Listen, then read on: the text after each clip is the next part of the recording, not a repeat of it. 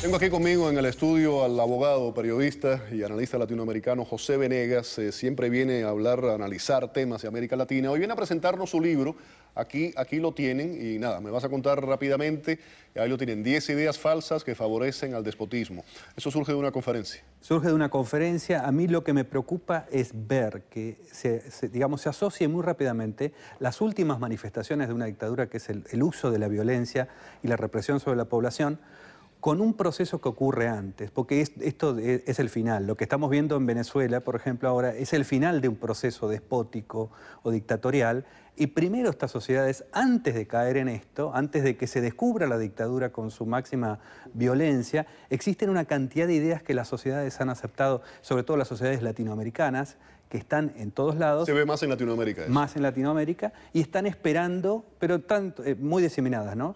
Pero están esperando el momento que aparezca un candidato que venga a sacar provecho de esas ideas falsas.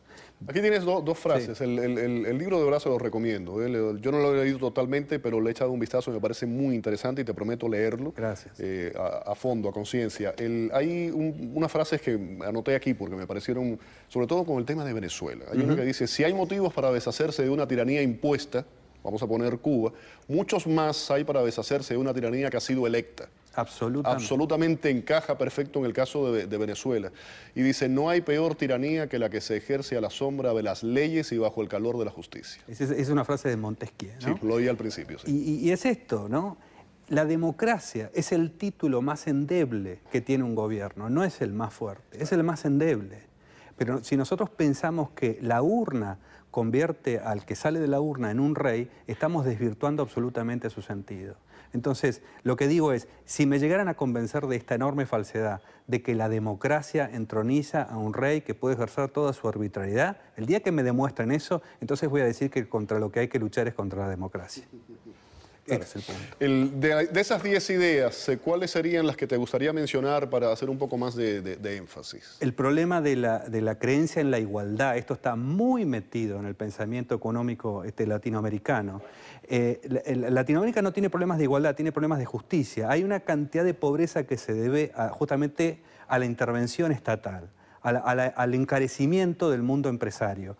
Lo que nosotros necesitamos siempre es estar rodeados de gente que está mejor que nosotros. La igualdad es un falso valor que viene desde la época de las cavernas. La gente, los balseros buscan llegar a la Florida para estar en el último escalón, porque no hay nada mejor, nada nos puede pasar mejor que aquellos que nos van a contratar, que aquellos que son nuestros clientes, estén en una situación mucho mejor que nosotros. Entonces, el problema no es la igualdad, el problema son las oportunidades que salen de la existencia, sí, de la igualdad ante la ley y del principio de justicia, que eso depende del derecho de propiedad. Digamos que la cuestión de la economía de mercado es fundamental en la existencia de los derechos políticos. Cuando no existe la economía de mercado y el Estado se convierte en un proveedor, la sociedad o la ciudadanía se divide en dos. Aquellos que son protegidos y el que está bajo protección está sometido a su protector, y aquellos que son expoliados, o sea, aquellos que se les sacan sus recursos. Es un gran negocio político el de la igualdad, porque muestra al arbitrario que está en el poder político como si fuera el salvador del primer grupo. Y en realidad podemos ver la práctica de este pensamiento durante los últimos 70 o 80 años, y la pobreza en Latinoamérica continúa porque es el gran negocio de este pensamiento. Cuando hablamos de esto, ¿cómo separamos en esta América Latina? Está ese eje de esos países del ALBA, Cuba, Nicaragua, Ecuador, Bolivia, Venezuela, pero por otro lado hay otros países. Está Brasil con una economía fuerte, Chile, que ha sido un ejemplo para América Latina, y no vamos a dejar de mencionar los antecedentes de lo que ocurrió en Chile. ¿Cómo separamos? ¿Cómo se separan esas diversas izquierdas dentro de Latinoamérica? Bueno, hay un momento en que todo esto fracasa, digamos, que ese pensamiento, que es el que estoy denunciando acá, es profundamente parasitario, o sea, en lo económico fracasa. En los fracasos hay oportunidades para que aparezcan otras opciones, pero que no terminan de entenderse, porque estas ideas falsas todavía están, aún en las sociedades que consideramos más avanzadas, más democráticas, más abiertas y más liberales, están latentes y no han sido discutidas.